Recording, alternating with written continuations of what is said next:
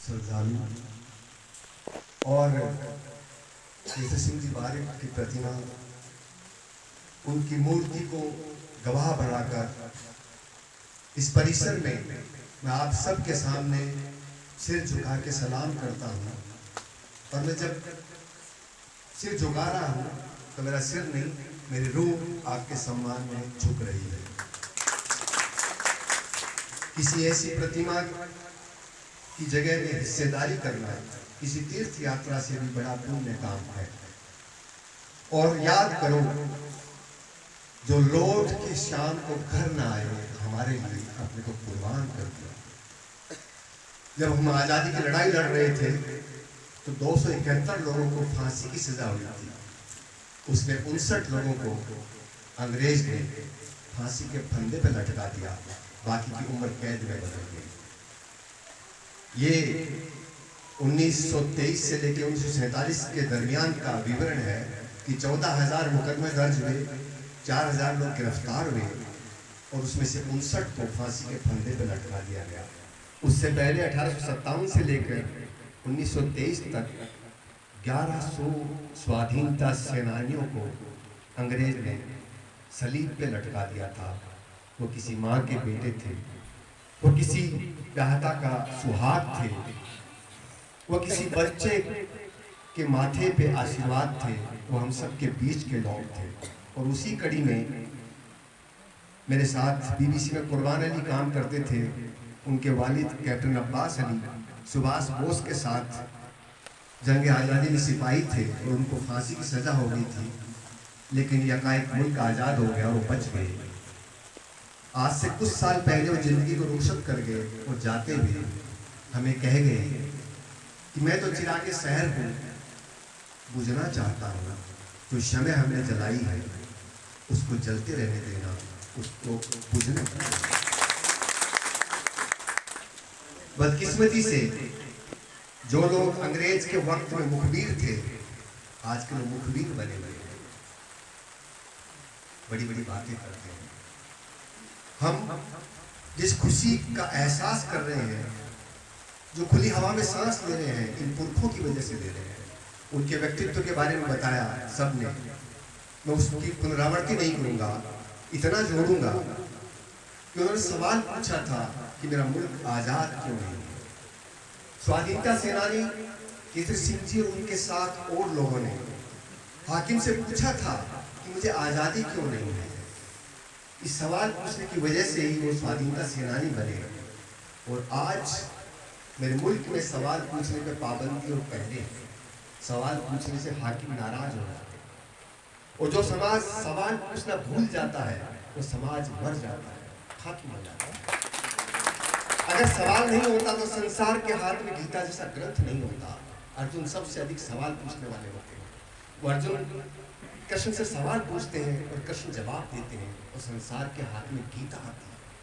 अगर वो बालक एकलव्य सवाल पूछ लेता तो उसका अंगूठा नहीं कटता।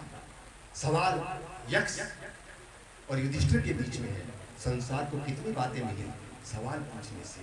आज तो मेरे हाकिम नाराज हो जाते हैं कि आप सवाल मत पूछिए, क्योंकि हमें पता है, उनको नहीं मालूम कि कितने पुरखों ने कुर्बानी दी है, बलिदान दिए हैं, कितना हमने खून पाया है, तब हम आज़ाद हुए हैं। मैं बात को मोड़ना चाहूँगा कि उनके व्यक्तित्व के बाद हमें आंखें खोलनी चाहिए कि हम किस वक्त में रह रहे हैं, हम कौन से दौर में रह रहे हैं। जंग आज़ादी की सेनानियों ने जो ख्वाब बुने थे, जो सपने बुने थे, जो योजनाएं बनाई थी, क्या आज वैसा हो रहा है? मैं हाजिर नाजिर कर बताऊंगा कि नेशनल सैंपल सर्वे के 74वें निष्कर्ष से पता लगता है कि भारत में हर दिन 2000 किसान खेती छोड़ रहे हैं। वो खेती से विमुख हो रहे हैं और कहते हैं खेती फायदे का धंधा नहीं है, पेट नहीं भर पा रहा है। ये उस मुल्क की कहानी है जिसने संसार को खेती करना सिखाया। 10,000 साल से हम खेती कर रहे हैं। वेदों में अनेक सुख मिलते हैं खेती के बारे में। 1903 के आसपास अंग्रेजों ने एक अंग्रेज को भेजा, अल्बर्ट हार्वर्ड को, हिंदुस्तान में खेती करना सिखाओ। अंग्रेज की कुछ चीज़ें अच्छी होती है, वो अकल लगाता है, तर्क करता है, वितर्क करता है, शोध करता है।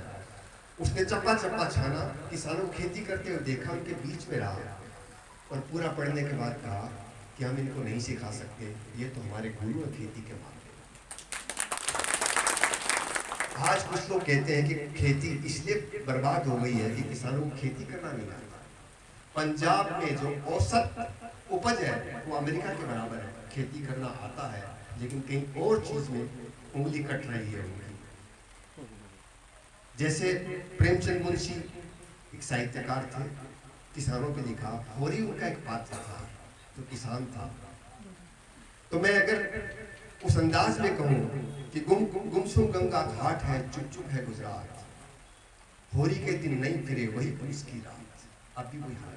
28 किसान आंकड़े बताते हैं कि रोज मौत को गले लगाते हैं, खुदकशी कर लेते हैं कि खेती से उनका पेट नहीं भर रहा है। और एक तरफ ऐसे किसान भी हैं जो कहते हैं किसान झूठ बोलते हैं, खेती फायदे का धंधा है। वो कौन है? Amitabh Bachchan big B UP के बाराबंकी में आके जमीन खरीदते हैं और कहते हैं खेती फायदे का धंधा है। फिल्म स्टार जितेंद्र बॉम्बे से चल के बूंदी आते हैं, जमीन खरीदते हैं और कहते हैं मैं खेती करना चाहता हूँ। संजय लीला भंसाली जालोर आते हैं, जमीन का टुकड़ा खरीदते हैं और कहते हैं मैं काश्तकार बनना चाहता हूँ। वो कौन सी खेती है? ये कौन सी खेती है? दिल्ली के पास 2700 फार्म हाउस है, कोई बिल्डर है, कोई ज्वेलर है, कोई ठेकेदार है, कोई पॉलिटिशियन है, कोई बिचौलिया है, कोई दलाल है, कोई गुमास्ता है। वह शाम को खेती शुरू होती है रात को 8 बजे और सुबह 5 बजे तक खेती चलती है। एक किसान वो भी। अब वो फिल्में नहीं बनती जो कह सके कि मेरे देश की धरती सोना उगले उगले ही मोती। बापू महात्मा गांधी हम सब के आदर्श थे। जब आए भारत, उन्होंने किसान की बुरी हालत देखी, नंगे पांव चंपारण रवाना हो। आज किसान दर्द में जी रहा है, लेकिन लोग मौन है, चुप है, खामोश है। और ऐसा नहीं कि हमने तरक्की नहीं की, हमने बहुत तरक्की की है। 2009 में हमारी संसद में 58% करोड़पति सांसद थे, और जब पिछला चुनाव हुआ, हमने 17वीं संसद चुनी तो 88% करोड़पति सांसद हमारे बीच में चुन के गए हैं। हमने बहुत तरक्की की है। आज 475 किसान सांसद करोड़पति हैं। हमारी विधानसभा, पिछली विधानसभा में 145 करोड़पति पहुंचे थे, इस बार 158 है। हमने बहुत तरक्की की।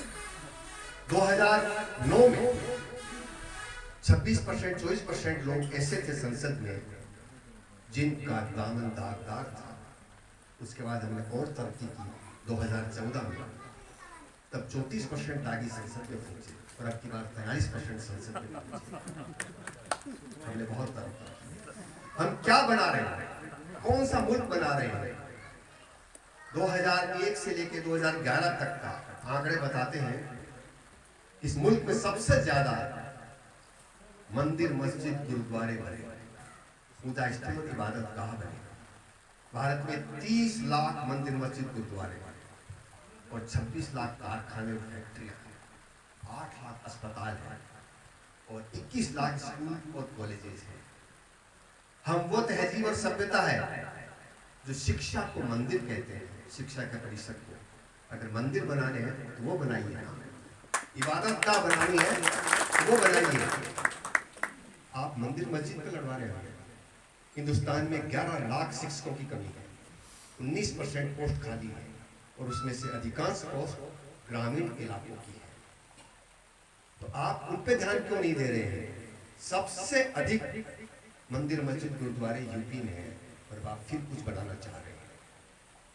शायद नौशाद कहते थे, न मस्जिद में खुदा मिलता है न मंदिर में सनम। मेरे भीतर ये जो कुछ है, धर्म के नाम पे, जाति के नाम पे इतनी हम तरक्की कर चुके हैं, अब उपजाति गोत्र पे आ गया है। मैं तो देखता रहता हूँ, अपनी आंखें खुली रखता हूँ। पिछले 20 साल में जातिगत संस्थाएं ताकतवर हो गई है, संवैधानिक संस्थाएं कमजोर हो गई है। मैं राजनीति को उनके सामने हाथ जोड़े खड़े हुए देखता हूँ। हिंदुस्तान मजबूत होता है। हम बचपन में एक सेना का नाम सुनते थे, भारतीय सेना, और वो फलसफा हमारी आज़ादी की लड़ाइयों की वजह से जीतने के बाद हमने भारत की सेना बनाई। लेकिन पिछले 20 साल में देखते देखते एक देव सेना बनी, तेजा सेना बना, परशुराम सेना बना, विप्र सेना बना, जातियों के नाम पे सेनाएं बनने लग गई। जब कोई समाज तरक्की करता है उस समाज में शस्त्र नहीं शास्त्र बढ़ते हैं। आज हम कोई लाठी बांट रहा है, कोई फरसा बांट रहा है, आप कैसा भारत बना रहे हैं? क्या ये जिनकी प्रतिमा लगाई हमें माफ करेंगे? क्या वो किसी जाति के लिए लड़े थे? क्या वो किसी धर्म के लिए लड़े थे? क्या इलाके के लिए लड़े थे? क्या जवान के लिए लड़े थे? वो भारत मां के लिए लड़े थे, हम सब के लिए। पिछले कुछ साल से हम लोग समाज में क्रूरता पोषित कर रहे हैं, एक दूसरे के प्रति नफरत के भाव पैदा कर रहे हैं। जब आप क्रूरता पैदा करते हो तो एक जगह नहीं रुकती है, वो वापस आप तक भी आती है। इंसान इंसान का दुश्मन हो रहा है। तो एक शायर थे, वो कहते थे, बस्तियां मखमूर उजड़ कर यूं ही सहरा नहीं हुई है, पहले फासले घर घर के दरिया हुए, आदमी आदमी के बीच में दुश्मनी पैदा कर रहे हैं। एक 1973 में फिल्म बनी थी यादों की बारात, उसमें धर्मेंद्र का एक डायलॉग था, कुत्ते मैं तुझे जिंदा नहीं छोड़ूंगा, कुत्ते में तेरा खून पी जाऊंगा। और तब समाज मेरा ऐसा क्रूर नहीं था। और बाद में धर्मेंद्र ने कहा कि मुझे बहुत दुख है, मैंने कुत्ते के लिए ऐसा शब्द कहा, कुत्ता तो वफादार होता है। पिछले 6 महीने में मैंने ऐसी 6 घटनाएं गिनी है जिसमें कुत्तों को इंसान ने बेदर्दी से काटा है। एक अलवर की घटना, इसमें 2 लोग गिरफ्तार हुए, कुत्ते की टांगें काटी गई। तीर्थ नगरी उज्जैन में 5 कुत्तों को तेजाब डाल कर मारा गया, केरल में मारा गया, बॉम्बे में मारा गया। आखिर इंसान इस तरह जानवरों पे दरिंदगी कर रहा है।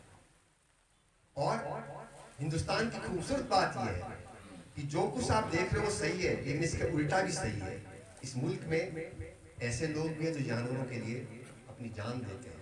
दिल्ली में एक औरत है बंगाली, कच्ची बस्ती में रहती है, गरीब है, दाना दाना चुन के लाती है, 300 कुत्तों का पेट भरती है, कुत्ते उसको मां की तरफ देखते हैं। और कर्नाटक का एक शहर बेंगलोर है, वहां 2017-18 में एक पत्रकार गोरी लंकेश को कुत्ते की मौत मार देते हैं। एक भारत ये भी, हम कौन सा भारत? महात्मा गांधी का वजन 47 से 48 किलो था, वो जिम नहीं जाता था, वो बुझाई नहीं फड़काता था, उसने उस हुकूमत को हराया जिसका सूर्य अस्त नहीं होता था। आज भारत कहाँ बन रहा है? आज गली गली में जिम खुले हुए, 2 लाख जिम खुले हुए। कुछ लोग जाते हैं जिम में, अपनी भुजाएं मजबूत करते हैं और रात को गाड़ियों में निकलते हैं और किसी को कुचलते हुए निकल जाते हैं। कैसा भारत बना है? भारत तो आत्मिक बल से बनता है, अंदर की ताकत से बनता है। हिंदुस्तान का जो नाम है भारत, भारत का मतलब होता है अंदर की रोशनी, भीतर की रोशनी, बाहर की आडंबर नहीं, पाखंड नहीं।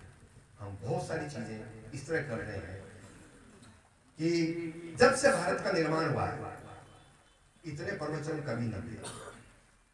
गली गली में प्रवचन हो रहे हैं, लाइव प्रवचन हो रहे हैं, मंदिरों में श्रद्धालुओं की भीड़ उमड़ रही है।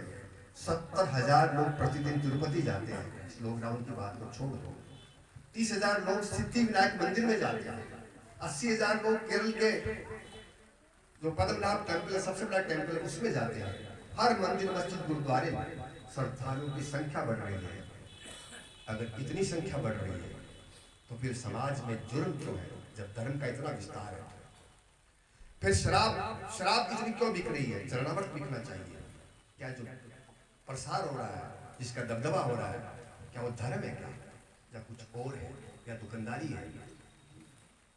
कबीर समझा गए हमें, इंसान के लिए किसी ने पूछा कि खुदा कहाँ है, ईश्वर कहाँ है, तो उन्होंने समझाया कि न मंदिर में, न मस्जिद में, न काशी में, न काबा में, न व्रत में, न उपवास में, एक बार अपने भीतर देख, तेरे भीतर ही है। एक समाज जो आज 70 साल की प्रगति के बाद सर उठा के बातें करता है, धार्मिक प्रवचन सुनता है और देता है, बड़े बड़े आख्यान देता है, मैं आपकी महफिल में पूछूंगा कि फिर प्रतिदिन क्यों 21 लड़कियां दहेज की बलि चढ़ जाती हैं? क्यों होता है ऐसा? जब कोई दहेज हत्या होती है, मैं कस्बों में देखता हूँ कि जुलूस उमड़ पड़ता है, ऐसा लगता है कि सब दहेज के खिलाफ है। अगले दिन वही भी एक दहेज देने वाले दूल्हे के पीछे पीछे नाचते हुए जाते हैं। ये विरोधाभास क्यों है? क्यों 21 बहनों को मौत की घाट उतार दिया जाता है? मैं जयपुर में रहता हूँ, गोविंद देव जी का मंदिर है, वहाँ फूलों की होली खेली जाती है और फूल फेंकते हैं। तो एक भक्त कहता है कि फूल आहिस्ता फेंको, मेरा कान्हा कहीं चोटिल नहीं हो जाए। इतने दयावान भारत के लोग हैं। और 150 लड़कियों पे हर साल तेजाब फेंक दिया जाता है, उनका चेहरा मजरूह कर दिया जाता है। एक भारत ये भी है। इन सब पे वो लोग खामोश हैं जिनको नीतियां बनानी चाहिए। जैसे कवि ने कहा था कि एक आदमी रोटी बेलता है, एक आदमी रोटी बेलता है, वो रोटी से खेलता है। वो आदमी कौन है? इसमें मेरे देश की संसद कौन? तो हमें ये संकल्प लेना चाहिए कि जाति, धर्म, ऊंच नीच ये नहीं होने चाहिए। जो लोग करणी जी को मानते हैं उनको पता होना चाहिए कि उनके पासंग में उनका प्रिय दशरथ मेघवाल बैठता है। क्या हमारा रिश्ता मेघवाल से वही है क्या? हम करणी जी को मानते हैं तो अपने को पूछना चाहिए, करणी जी ने उस समय दशरथ मेघवाल को बराबरी का दर्जा दिया, क्या हम भी देते हैं क्या? जो लोग अपने को देवी पुत्र कहते हैं, क्या हम देवियों की चिंता करते हैं क्या? हर बेटी के अंदर एक देवी है। और आप सोचिए कि हिंदुस्तान में पुरुषार्थ और पराक्रम का नाम आते ही, शौर्य का नाम आते ही सबसे पहला नाम किसी मर्द का नहीं आता है, झांसी की रानी का आता है, लक्ष्मीबाई का। हम वो कर्तव्य पीढ़ी है जो भूल गई कि झांसी की रानी की 5वीं पीढ़ी कौन है, कहाँ रहती है। अरुण राव मध्य प्रदेश में जूनियर इंजीनियर से रिटायर हुए और गुमनामी का जीवन जी रहे हैं। हम उनको मंचों पे नहीं बुलाते, कोई उनको बुलाना पसंद नहीं करते हैं। जिन्होंने झांसी की रानी के साथ घात किया, लोग उनके पांव छूते हैं, सरेआम छूते हैं, आदर देते हैं। अगर हम में खुददारी होती है, वफादारी होती है, हम झांसी की रानी की संतान का कितनी बार अभिनंदन कर रहे होते। और इस समय मैं देखता हूँ मेरे समाज में जितनी लड़ाइयाँ लड़ी जा रही है, हमारी बेटियाँ लड़ रही है, वो किसी मुल्ले से लड़ रही है, किसी पादरी से लड़ रही है, किसी बाबा से लड़ रही है, किसी लीडर से लड़ रही है, किसी अफसर से लड़ रही है, किसी तानाशाही से लड़ रही है। और मैंने बचपन से एक ही चीज देखी है लिखी हुई भारतों पे, मर्दाना कमजोरी दूर करे। कमजोरी मर्द में होती है, औरत में नहीं होती। तो वो समाज जो अपनी माँ को ठीक से नहीं रख सकता, जिस समाज में माँ दुखी हो, वो समाज तरक्की नहीं कर सकता। अगर तरक्की भी है तो अधूरी है। तो हम बहुत दूर कुछ नहीं कर सकते, पर अपने आसपास तो कर सकते हैं। हम किसी को दुखी देखें तो हमारे मन में भाव होना चाहिए कि ये व्यक्ति दुखी है। हम इस समय एक ऐसे बाजार में रह रहे हैं, समाज में नहीं रह रहे हैं, जहाँ सिर्फ आदमी की कीमत उसका पैसा है। सिर्फ पैसे की वजह से उसकी कीमत होती है। हर चीज का मूल्यांकन हमने पैसे से कर दिया कि फिल्म कैसी है, 800 करोड़ की फिल्म है, ये राइटर कैसा है, बेस्ट सेलर है, किताब लिखी है इसकी, अमुक मोटा आसामी है। हम पैसे से हर चीज को तोलने लग गए। डिग्री पैसे से मिल रही, सब चीजें आप तोल के भाव पैसे से ले लीजिए। बाजार तो तब भी था 500 साल पहले, जब कबीर ने खड़े होकर कविता पढ़ी थी, कबीरा खड़ा बाजार में, तो बाजार कुछ और था, आज का बाजार कुछ और है। तो जो बाजार की ताकतें, शक्तियां हैं, वो भारत में कामयाब हो जाएगी तो संसार में सब जगह कामयाब हो जाएगी। हम ही हैं जो इसको शिकस्त दे सकते हैं, अगर हम अपनी ताकत पहचानें, अगर हम अपने आप से सवाल करना सीखें और शिक्षा पे हम ध्यान दें। मैं देखता हूँ कि बाबा को सजा होगी जोधपुर में, अदालत ने फैसला सुना दिया, इसके बावजूद हजारों लोग उनके पांव छूने में जाते हैं, दिन में छूते हैं, चोरी छिपे नहीं छूते हैं। उस बेटी से मिलने कोई नहीं गया जो ज्यादती की शिकार हुई है। हेलन केलर एक अमेरिका में दार्शनिक थी जिनकी बचपन में आंखें चली गई थी। वो एक बात कहती थी कि मुझे अंधेपन से भी खराब लगता है इंसान की आंखें उसको दिख नहीं रहा है। तो आपकी डिग्री किस काम की, आपकी काबिलियत, आपकी योग्यता का कोई मायने नहीं है अगर आपकी आंखें और आपको दिख नहीं रहा है। मैं ऐसे ब्लाइंड और नेत्रहीन लोगों को जानता हूँ जिनके मन की आंखें हमसे अधिक मजबूत है, जो चीज़ों को देख लेती है। मेहरबानी करके हमें इन सब सवालों पे सोचना चाहिए। आपने काफ़ी कुछ सुना है। अध्यक्ष का काम वैसे तो दस्तूरी शुक्राना अदा करना होता है। मैं एक 47 के पहले जो माहौल था उस पर कवि के अंदाज में किसी ने कहा कि राजा बोला रात है, रानी बोली रात है, मंत्री बोला रात है, संतरी बोला रात है, संपादक बोला रात है, मुल्ला बोला रात है, बाबा बोला रात है, ये सुबह सुबह की बात है। जो लोग कवि होने का दम भरते हैं, दम क्या वो है कवि, ऐसा वो कहते हैं, अगर वो दकियानुसी कविता करते हैं, अंधविश्वास की कविता करते हैं, तो मेरी नजर में वो कवि नहीं है। क्योंकि कवि आम आदमी से अलग होता है। कवि वो होता है जिसको सतह के उस पार दिखता है और अंधविश्वास, जातिवाद, छुआछूत, अन्याय, इन सब पे प्रहार करता है। आप सबने मुझे सुना, मैं आपका सर झुका के इस्तेकबाल करता हूँ। मेरी बात को खारिज करने का आपको पूरा हक है, अस्वीकार करने का अधिकार है, और मेरी अल्फाज से किसी के जज्बात मजरूह हुए हों तो माफ़ी चाहता हूँ। शुक्रिया।